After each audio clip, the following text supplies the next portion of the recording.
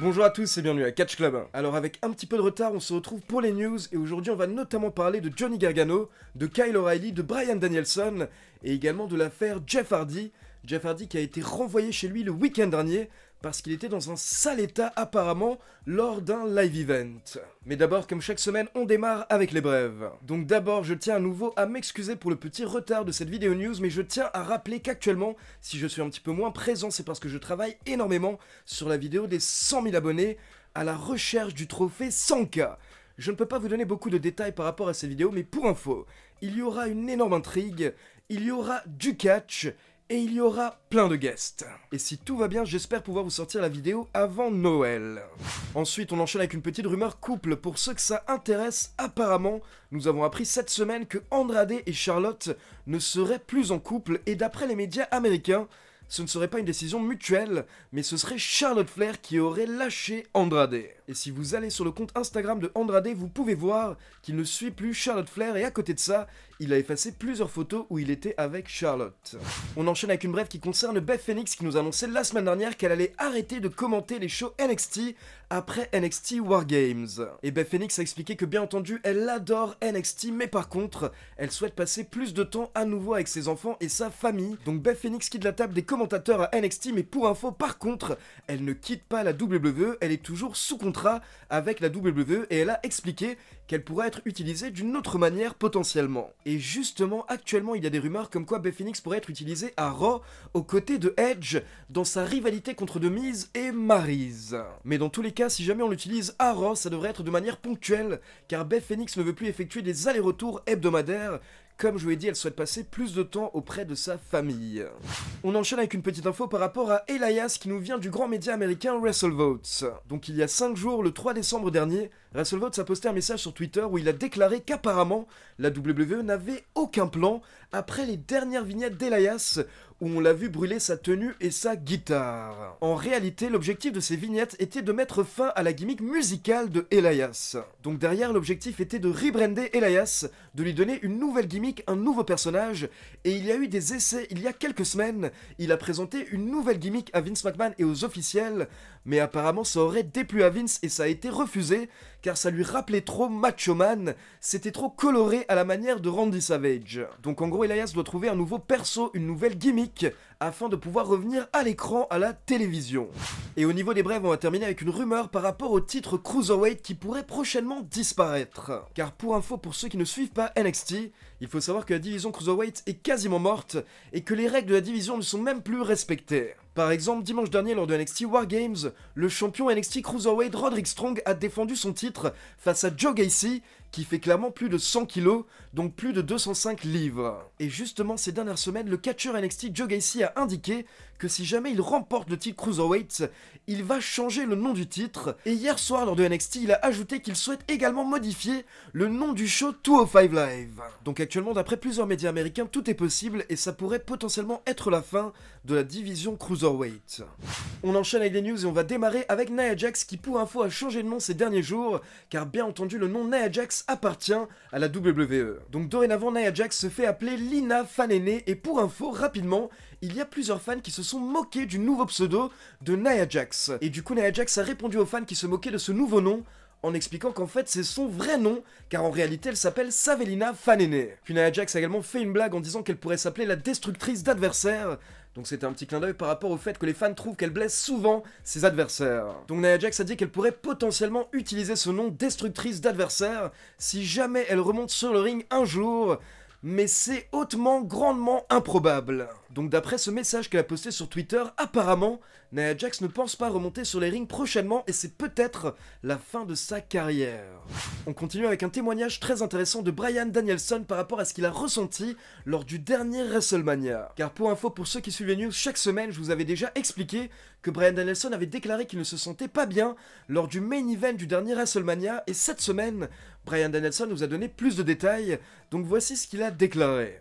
Mon moment à WrestleMania cette année était bizarre, tout simplement bizarre. En toute honnêteté, je ne pensais pas que je devais être inclus dans le match entre Edge et Roman Reigns. Je trouvais que leur histoire était assez forte, assez solide, pour qu'ils aient simplement un match entre eux. Et à cette époque, je ne savais pas ce que j'allais faire par rapport à mon contrat, je savais simplement que j'allais prendre un petit peu de temps libre.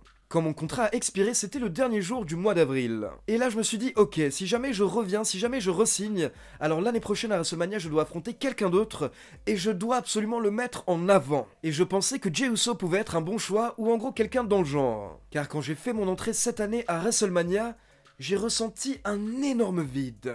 Et pourtant les fans étaient en train de popper et de m'acclamer. Et normalement quand je catch, je ressens tout. Et là ce dont je me rappelle c'est que je me sentais vide, tellement vide, et je me disais dans ma tête, mais est-ce que je vais mourir? Je me demandais réellement si j'allais mourir, je me demandais si c'est une prémonition. Et le pire dans tout ça c'est que je ne paniquais même pas, je n'étais pas affolé, ce qui fait que je pensais encore plus que c'était réel. Je me disais que peut-être tu ressens ce calme, cette paix intérieure, avant de mourir, avant de décéder.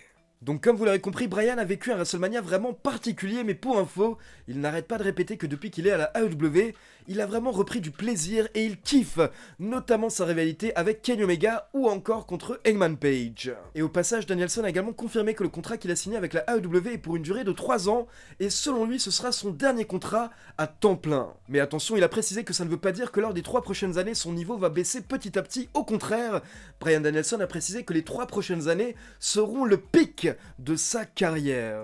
On continue avec une mise à jour par rapport à Johnny Gargano et Kyle O'Reilly. Donc pour info, le contrat NXT de Johnny Gargano a pris fin lundi dernier, le lendemain de NXT War Games, et le contrat de Kyle O'Reilly devrait prendre fin ce week-end. Et hier soir, lors du show NXT du 7 décembre, on a eu le droit à ce qui ressemble clairement à des adieux pour Kyle O'Reilly et Johnny Gargano. D'abord, il faut savoir que hier soir, lors de NXT, Kyle O'Reilly affrontait Von Wagner, et il s'est fait démolir à la fin du match. Von Wagner a remporté le match, et clairement, le match a été booké de manière à mettre en avant Von Wagner, et ça donnait un petit peu l'impression que c'était le dernier match de Kyle O'Reilly à NXT, et même à la WWE en général. Car si tu comptes faire passer O'Reilly dans le roster principal, normalement tu vas pas autant l'exploser à NXT. Et à côté de ça, hier soir à la fin de NXT, on a eu le droit à un speech qui ressemblait clairement à un speech d'adieu de la part de Johnny Gargano, mais il n'a pas pu finir car à la fin, il s'est fait attaquer par Grayson Waller. Et ensuite, une fois que le show était terminé, on a eu le droit à quelques photos sur Twitter de la part des fans qui étaient dans l'arène. Et donc là, on a eu le droit à une petite réunion dans le ring de Tommaso Ciampa et de Johnny Gargano. On a également Kyle O'Reilly qui est venu dire apparemment adieu au public de NXT avec Johnny Gargano. Et Johnny Gargano était en larmes pendant plusieurs minutes après le show. Et toujours après le show, on a également Shawn Michaels qui est venu faire un énorme câlin à Gargano et à Kyle O'Reilly. Donc on dirait clairement que Gargano et Kyle O'Reilly vont bien quitter NXT, voire la WWE. Pour Kyle O'Reilly, personnellement, j'ai bien l'impression qu'il va quitter la fédération. Pour Johnny Gargano, actuellement, la situation est floue. En gros, il pourrait effectuer une pause pendant quelques semaines et derrière, il pourrait soit re-signer et passer dans le roster principal, ou alors il pourrait tout simplement quitter la WWE et aller dans une autre fédération, mais actuellement, en tout cas, il est dorénavant agent libre. Et donc on va terminer cette vidéo news avec la nouvelle affaire Jeff Hardy. Jeff Hardy qui aurait eu des soucis le week-end dernier. Donc pour info, samedi dernier, la WWE tenait un live event ou un house show à Corpus Christi au Texas. Et lors du main event, on avait un match 3 contre 3 avec la Bloodline, donc Roman Reigns et les Usos, contre Xavier Woods, Drew McIntyre et Jeff Hardy. Et d'ailleurs, pour ceux qui souhaitent le voir, ce match est disponible sur YouTube, et j'ai également posté quelques extraits sur mon compte Twitter, @lecatchclub. Et donc si vous regardez la vidéo du match, vous pouvez voir un Jeff Hardy qui est un peu plus mou que d'habitude.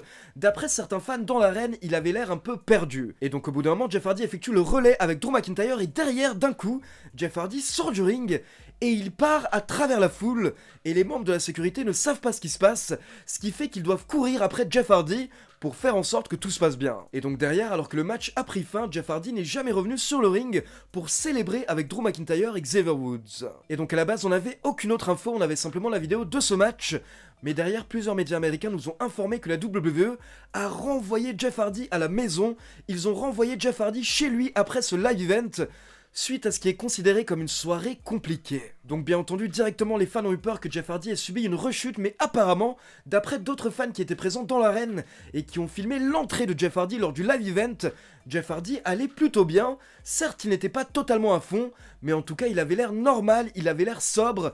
Par contre, on peut clairement voir lors de son entrée qu'il se tient plusieurs fois le ventre. Donc actuellement, on ne peut pas parler de rechute car on n'a pas plus de détails, et peut-être que Jeff Hardy se sentait simplement mal, peut-être qu'il était malade. Et donc la seule mise à jour que nous avons actuellement nous vient de la part de Matt Hardy, qui a posté un message sur Twitter lundi dernier, et voici ce qu'il a déclaré.